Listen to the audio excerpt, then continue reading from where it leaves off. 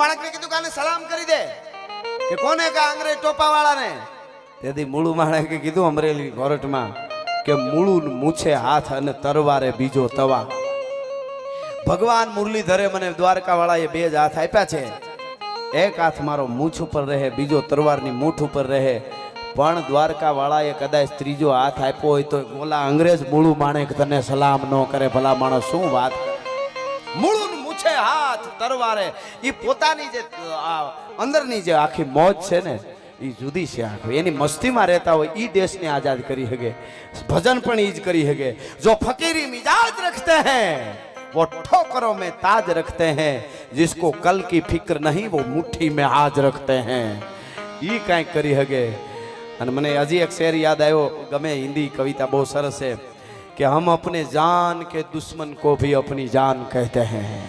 कौन से हिंदुस्तानियों हम